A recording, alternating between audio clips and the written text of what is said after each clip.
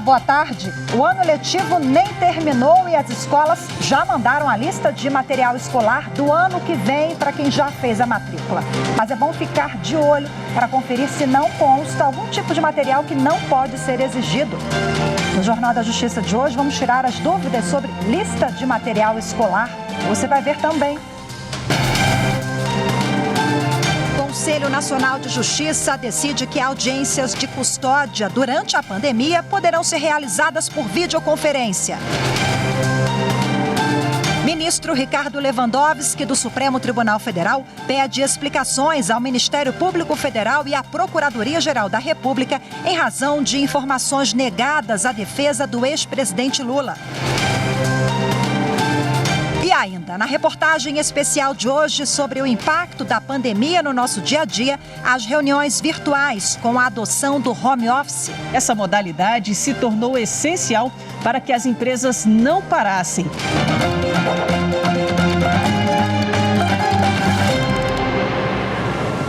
O ministro Ricardo Lewandowski, do Supremo Tribunal Federal, determinou que a Corregedoria do Ministério Público Federal apure se houve intercâmbio de informações entre a Força-Tarefa da Lava Jato e autoridades estrangeiras dos Estados Unidos e da Suíça. Quem traz os detalhes para a gente agora, ao vivo, é a repórter Fernanda Tavares. Olá, Fernanda, muito boa tarde para você. Oi, Rafa. Boa tarde para você, boa tarde a todos que nos acompanham. A decisão do ministro é de uma ação em que o ex-presidente Lula teria recebido da Odebrecht um imóvel em São Paulo e um apartamento em São Bernardo do Campo como forma de propina.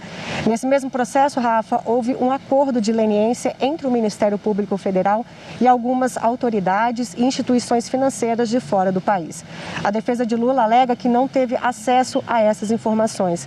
Portanto, o ministro Ricardo Lewandowski suspendeu o prazo para que a defesa entregue todas as alegações finais, justamente pelo fato que a defesa disse que não recebeu os dados, as informações do acordo de leniência. Lembrando que já existe uma decisão do Supremo Tribunal Federal, da segunda turma, em que a defesa pode ter acesso a todas as informações decorrentes do processo, exceto as diligências futuras. E, portanto, como isso não aconteceu, o ministro Ricardo Lewandowski exigiu algumas explicações ao Ministério Público Federal. Bom, além deste caso, o ministro Ricardo Lewandowski antecipou o voto dele em duas ações que são referentes às futuras vacinas contra a Covid-19. Vamos ver.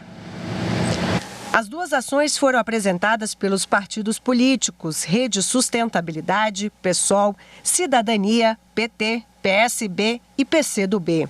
O voto antecipado do ministro Ricardo Lewandowski determina o governo a apresentar um planejamento de vacinação e armazenamento das vacinas no prazo de 30 dias. Além disso, o ministro determina que esse mesmo plano seja atualizado sempre a cada 30 dias até o final de 2021 e que ele seja submetido ao Congresso Nacional para fiscalização e controle. Se o voto do ministro for acompanhado pelos demais, o prazo passa a valer a partir da notificação do resultado do julgamento. Ao todo, o STF analisa 4 ações relacionadas à futura vacina da Covid-19. O julgamento de 2 ações, que define o prazo para a apresentação do planejamento, está marcado para o dia 4 de dezembro no plenário virtual. Já o julgamento das demais ações ainda não tem data marcada. E daqui a pouco os ministros se reúnem para mais uma sessão plenária por videoconferência. Confira agora a pauta de julgamentos. 2 temas abrem a pauta dessa quarta-feira no plenário para julgamento conjunto: servidor público e direitos fundamentais. São 2 recursos onde se discute se a alegação de crença religiosa pode ser motivo de realização de concurso público em datas e locais diferentes da previsão do edital, bem como de obrigação alternativa para servidor em estágio probatório. Outro julgamento conjunto está na pauta com matérias de temas originais diferentes entre si, mas com um assunto semelhante. Novamente o tema direitos fundamentais, mas junto com o tema reforma agrária. Aqui são 2 processos sobre impossibilidade de penhora de propriedade rural familiar nos casos em que não seja o único bem imóvel dessa natureza pertencente à família. Direito administrativo é o tema seguinte, com recurso por meio do qual se debate se indenização em caso de desapropriação é compatível com o chamado regime de precatórios. Assunto semelhante, mas ainda não anunciado como julgamento conjunto, surge no processo que fecha a pauta em ação contra normas do novo Código de Processo Civil, exatamente sobre pagamento de precatórios. Mais informações sobre a pauta de julgamentos no site do Supremo Tribunal Federal, stf.jus.br. As audiências de custódia poderão ser realizadas por videoconferência quando não for possível a realização em 24 horas de forma presencial. A resolução que trata do assunto foi aprovada pelo Conselho Nacional de Justiça e vai ao encontro à nova realidade trazida pela pandemia do novo coronavírus. Na audiência de custódia, o juiz avalia a soltura ou manutenção da prisão. De acordo com a lei, o procedimento deve ocorrer no prazo máximo de 24 horas após a detenção. O presidente do STF, CNJ, ministro Luiz Fux, relator da nova norma, argumentou que a pandemia da Covid-19, que levou o Poder Judiciário a adotar diversas medidas excepcionais, é o fator que justifica a adoção da medida. O Conselho Nacional de Justiça realizou nesta terça-feira a primeira reunião do Observatório do Meio Ambiente do Poder Judiciário. O encontro debateu as frentes de atuação do grupo de trabalho a fim de fortalecer a atuação do Judiciário na proteção ao meio ambiente. O presidente do Conselho Nacional de Justiça e do Supremo Tribunal Federal, ministro Luiz Fux, fez a abertura da reunião reforçando os valores já indicados na Constituição de 1988 para a proteção integral e sistematizada do meio ambiente. Fux ressaltou ainda a importância de marco legal e regulatório contra o desmatamento, a conservação ambiental, com destaque para a legislação brasileira, que obriga a manutenção de 80% da reserva legal no bioma amazônico, entre outros temas. Para o presidente do CNJ e do STF, a luta pela preservação ambiental é um dever da sociedade. Desde a minha assunção no Conselho Nacional de Justiça, eu erigi como eixo número 1 exatamente a proteção dos direitos humanos e a proteção do meio ambiente, colocando esses dois valores com a mesma eminência. O desafio do judiciário é muito grande em relação ao meio ambiente. E não foi por outra razão que nós escolhemos qualitativamente os players que poderiam nos auxiliar nessa atividade jurisdicional no combate à degradação do meio ambiente, que, repito, é um direito de todos, mas também é um dever da própria sociedade lutar pela manutenção do meio ambiente. O Observatório do Meio Ambiente foi instituído pelo CNJ no dia 10 de novembro e tem como função acompanhar e disseminar dados e informações que sirvam de subsídios à atuação do Judiciário em matéria ambiental. O grupo é formado por 18 integrantes, sendo 11 conselheiros do CNJ e 7 representantes da sociedade, entre eles o ministro do STJ, Herman Benjamin. A questão ambiental e da Amazônia não passa apenas pelo direito. É necessário que corações sejam tocados, que mentalidades sejam transformadas, que modelos culturais sejam questionados. O fotógrafo e ambientalista Sebastião Salgado também faz parte do Observatório do Meio Ambiente como representante da sociedade. Eu proponho como uma base de discussão de todos nós, dentro desse observatório, solicitando o apoio do Supremo Tribunal Federal, do presidente Fux, de todos os ministros que estão aqui presentes, que participemos juntos, que lutemos junto na proteção desse território que está dentro do sistema de proteção legal do Brasil. Nós não estamos pedindo nada de especial, nós estamos pedindo que a lei seja respeitada. O Tribunal Superior Eleitoral determinou a retomada do horário eleitoral gratuito na rádio e na televisão em Macapá, capital do Amapá. Candidatos também foram autorizados a gastar mais em campanha por causa do adiamento das eleições da cidade.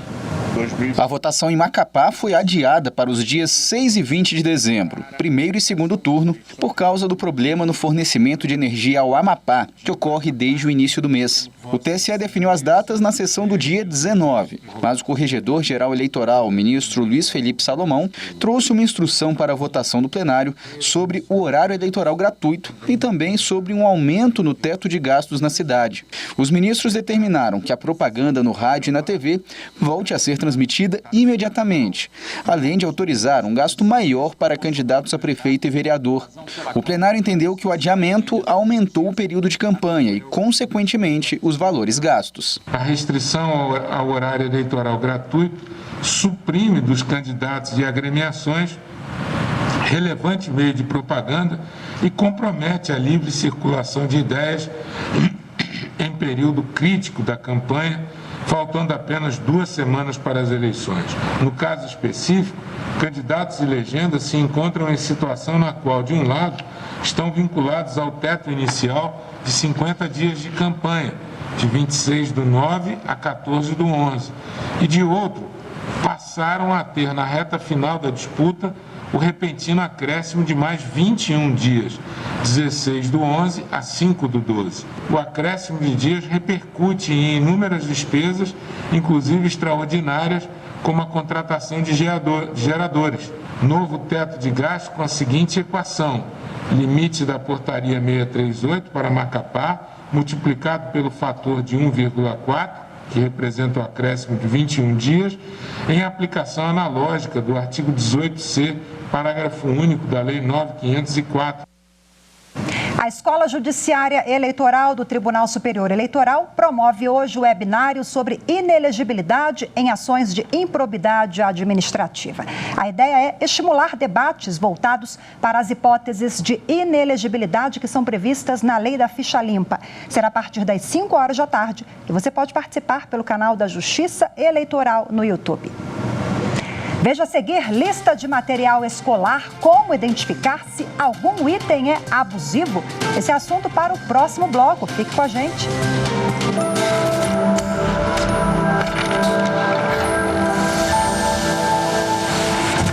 A Constituição da República é a nossa Carta Magna.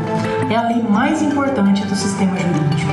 É um instrumento fundante do Estado democrático de direito. É ela que traz os princípios fundamentais da República, os objetivos a serem concretizados pelo Estado e, em especial, os direitos e garantias fundamentais.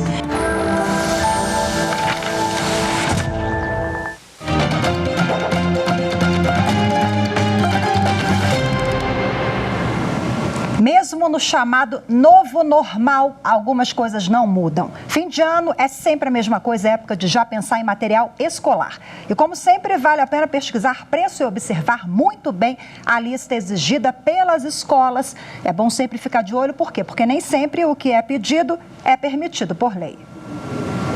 A lista de material escolar enxuta foi uma surpresa para Manuela. Reduziram muito, eu fiquei super feliz porque é um gasto a menos, material escolar é um peso grande, né? No começo do ano, eu sempre deixo para comprar no começo do ano. Então, fiquei aliviada e é um gasto a menos para 2021. Heitor passou o ano assim, estudando em casa por causa da pandemia da Covid-19. Mesmo recebendo todas as tarefinhas, não usou tudo que foi pedido pelo colégio e vai poder reaproveitar muita coisa. E na hora de encarar a papelaria, muitos pais acabam se deparando com aquela dúvida: o que realmente pode ser exigido pelas instituições de ensino? É aí que eles precisam ficar atentos aos direitos do consumidor. Os PROCONs nos estados já começaram as campanhas de informação e alertam: produtos de uso coletivo não podem ser pedidos pelas escolas. Com a pandemia, inclusive, álcool líquido, álcool em gel e máscaras, por exemplo, devem estar fora da lista. Os pais também podem pedir de volta tudo que não foi usado no ano letivo anterior. Outra obrigatoriedade é que na lista vem especificado para que os materiais vão ser utilizados.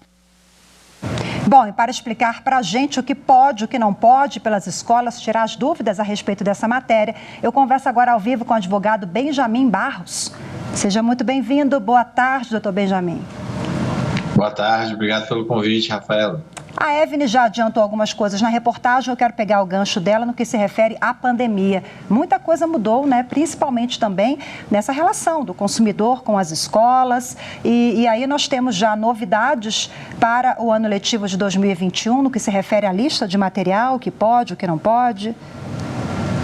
Temos, né? Na verdade, essa parte do material coletivo, a gente já vê uma figura do álcool em gel, que obrigatoriamente a escola vai ter que fornecer, né? Não vai poder ser cobrado dos contratantes dos pais. Bom, aí nós temos também aquela questão que foi apresentada na reportagem sobre o material, né, que não foi usado durante este ano. Eu passei por isso, a escola devolveu material que as crianças estudaram em casa, né, então papelada, até brinquedos de uso coletivo, livros foram devolvidos. E a pergunta é, eu posso aproveitar esse material para o ano que vem ou a escola deve exigir, ela pode exigir um material diferente, sem adaptação? Não, pode utilizar, se estiver dentro, né, das exigências da escola, do material, né, pode ser utilizado sim. Até porque, como você falou, algumas instituições devolveram esse material e outras não. Então, o consumidor tem que ficar esperto para poder requisitar o que não foi usado em 2020. E a gente tem uma novidade também que agora tem a questão das máscaras, né? Que vai ser uso obrigatório.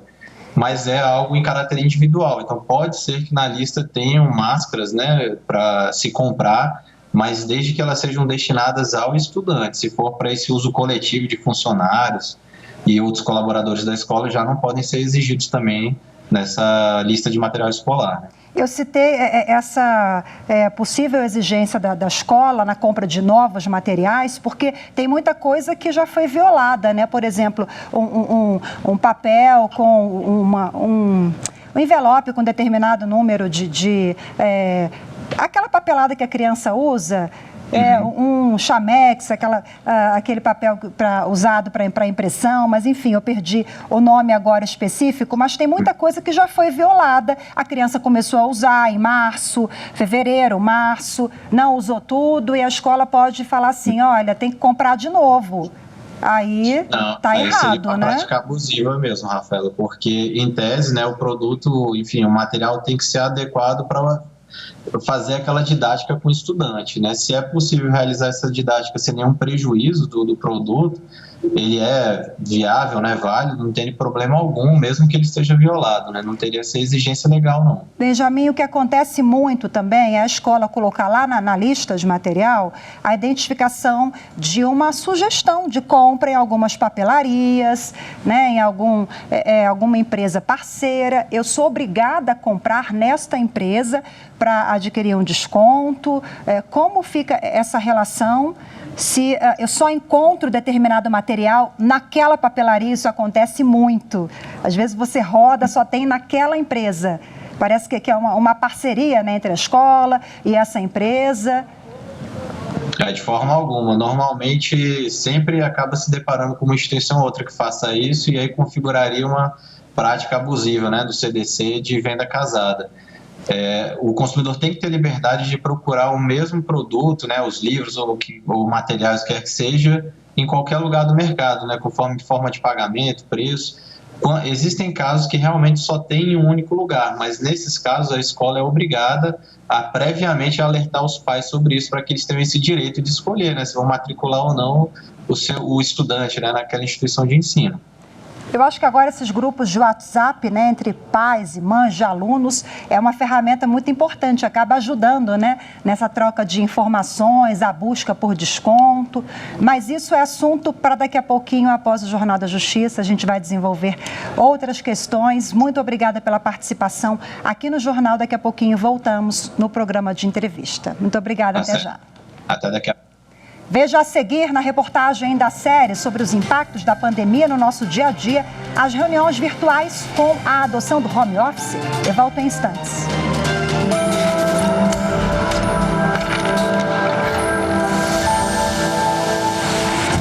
A Constituição de 1988 merece destaque principalmente por ter trazido grandes inovações e garantias aos cidadãos. Um dos principais pontos da Constituição Federal é justamente o acesso à educação como garantia do Estado aos seus cidadãos.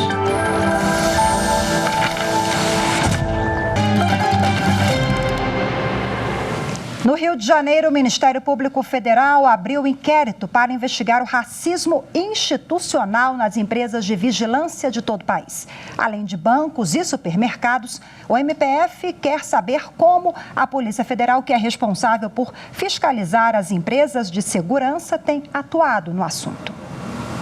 Depois do episódio com João Alberto, morto por 2 seguranças em um supermercado em Porto Alegre, o Ministério Público Federal recebeu uma série de denúncias de casos de violência racial em vários pontos do país.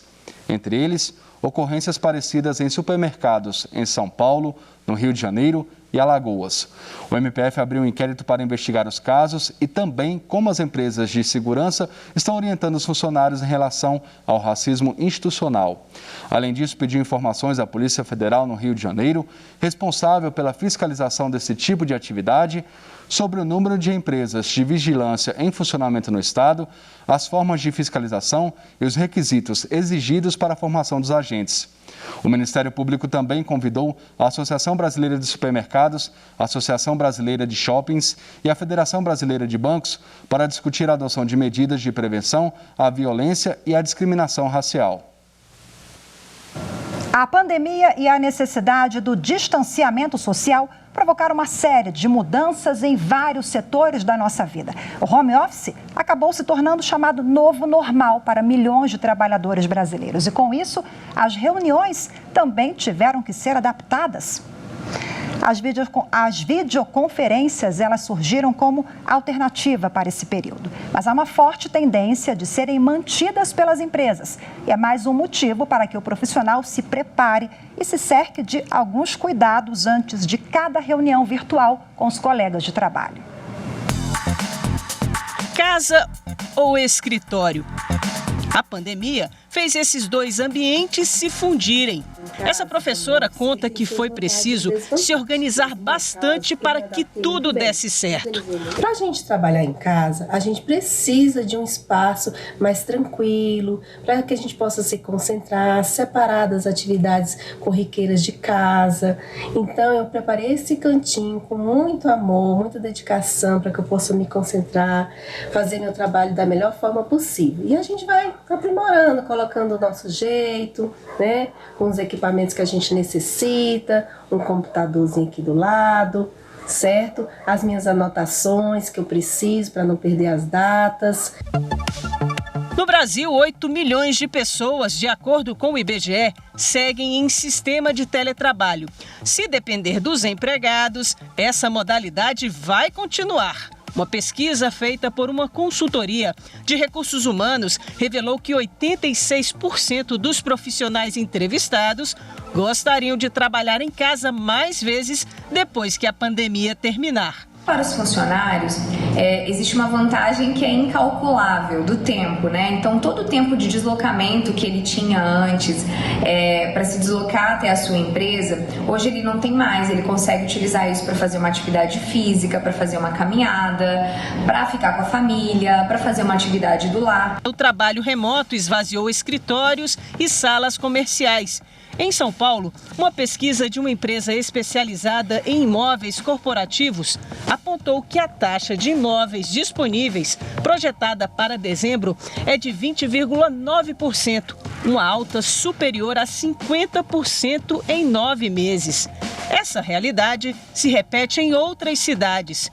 Frederico é empresário da área de eventos em Brasília.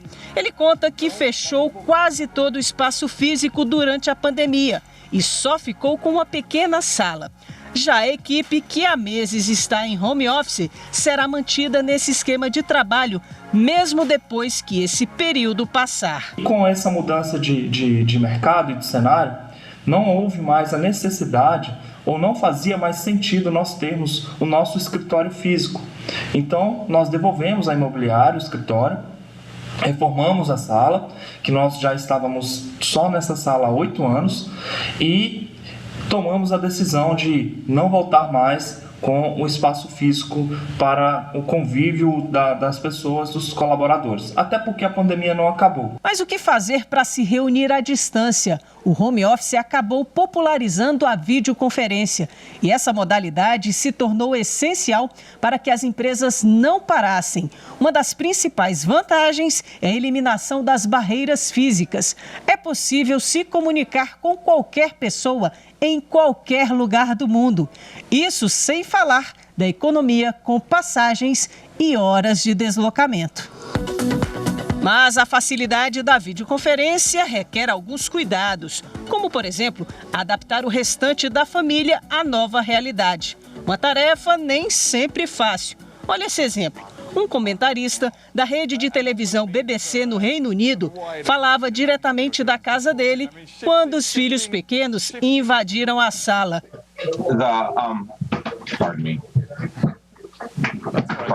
O vídeo, claro, acabou viralizando. Para evitar situações constrangedoras, é importante seguir algumas regras. Prepare realmente para a sua reunião. Coloque uma roupa legal, coloque uma maquiagem para as meninas. Se preparem como se vocês fossem ter essa reunião presencial. Assim você não vai correr nenhum tipo de risco. Outro aspecto importante é o silêncio do ambiente que você está. Então, se você tem uma família, que está todo mundo trabalhando em casa ou algumas pessoas de folga, informe para sua família que você vai ter uma reunião naquele horário. Este especialista em tecnologia da informação vai além. Diz que os cuidados devem ser redobrados durante as gravações, já que o material pode ser alvo de criminosos. É preciso compreender que esse ambiente familiar agora também está sendo filmado e as informações dele estão sendo levadas para a internet. Então é preciso algum cuidado para que as pessoas não sejam vítimas de ataques de engenharia social. Quando ela coloca ali, ela permite que seja filmado seus filhos, nomes das pessoas que estão no ambiente residencial. De qualquer forma, a tendência pós-pandemia é mesclar o trabalho remoto com o presencial.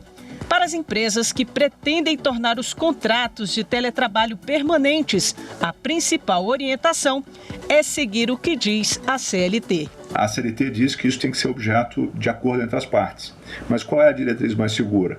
Sempre que se tratar de um gasto mais expressivo, né? Por exemplo, se para trabalhar em casa, né, para desenvolver o teletrabalho, que é o trabalho realizado por meio de equipamentos tecnológicos de maneira mais perene. Se para fazer isso a pessoa precisa, por exemplo, instalar uma internet mais rápida, aí nós vamos falando de uma despesa mais expressiva, que pode chegar à faixa dos R$1.000 por mês. E, portanto, segundo o princípio que é bastante prestigiado pela Justiça do Trabalho, que é o princípio da alteridade, no artigo 2º, o empregador não pode transferir para o empregado os riscos da atividade econômica.